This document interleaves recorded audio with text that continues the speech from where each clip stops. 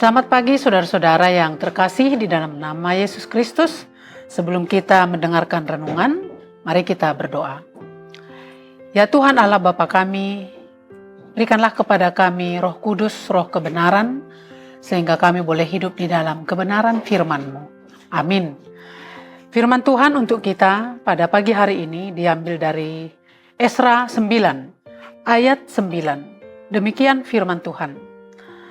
Karena sungguh pun kami menjadi budak, tetapi di dalam perbudakan itu, kami tidak ditinggalkan Allah kami. Ia membuat kami disayangi oleh raja-raja negeri Persia, sehingga kami mendapat kelegaan untuk membangun rumah Allah kami dan menegakkan kembali reruntuhannya, dan diberi tembok pelindung di Yehuda dan di Yerusalem. Demikian firman Tuhan. Saudara-saudara, yang menjadi tema pada renungan kita pagi ini adalah Allah tidak pernah meninggalkan umatnya. Esra artinya pertolongan. Nabi Esra dipanggil oleh Tuhan dengan urapan sebagai pembaharu rohani bagi bangsa Israel. Ketika Esra tiba di Yerusalem, Esra mendengar tentang ketidaksetiaan umat kepada Tuhan. Dalam menangani permasalahan umat, Esra tidak menggunakan kekuasaan sekuler, tetapi dia menggunakan pengaruh moral. Kesedihan hatinya yang mendalam justru menggerakkan dan mempengaruhi hati bangsa Israel, sehingga membuat Israel menjadi takut akan firman Tuhan. Dari respon Esra ini terlihat bahwa ia memilih hati sebagai pembaharu rohani yang sejati. Kita lihat bagaimana Esra ketika diperhadapkan dengan dosa-dosa Israel. Bagaimana sikap Esra ketika diperhadapkan dengan dosa Israel. Yang pertama, di dalam doa hatinya berduka atas dosa-dosa Israel. Di ayat 3 dikatakan, ketika aku mendengar perkataan itu, maka aku mengoyakkan pakaianku dan jubahku, dan aku mencabut rambut kepalaku dan janggutku, dan duduklah aku. Itulah yang dilakukan oleh Esra. Ia tidak menunjukkan jarinya sebagai tanda menghakimi bangsa Juda, tetapi ia berdoa mengeluarkan air mata kesedihan yang menunjukkan bahwa umat Tuhan sudah mendukakan Allah dan sudah gagal lagi untuk setia.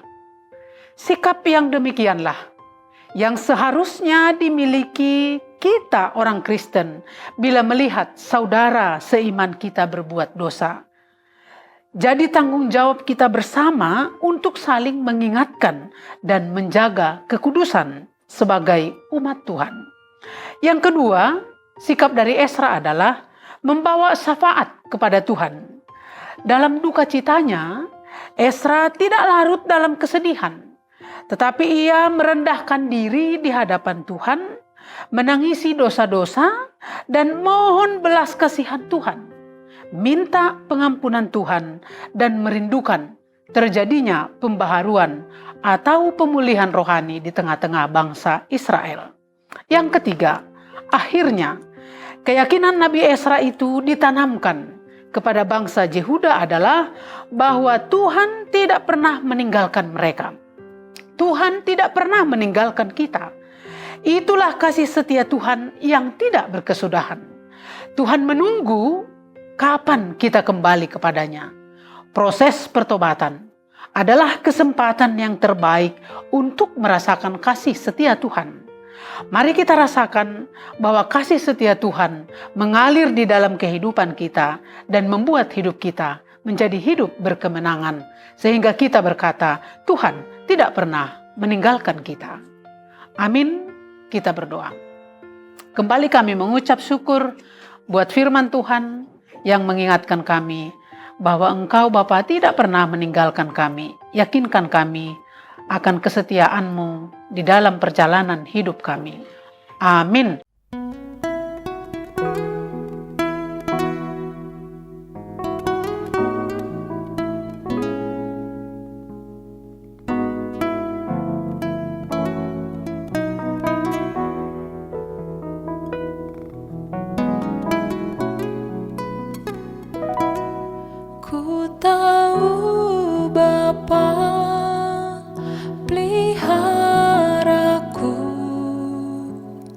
Dia baik, Dia baik, ku yakin Dia selalu sertaku. Dia baik bagiku. Ku tahu Bapa peliharaku. Dia baik, Dia baik, ku yakin Dia selalu sertaku. Dia baik bagiku. Lewat badai cobaan, semuanya mendatangkan kebaikan.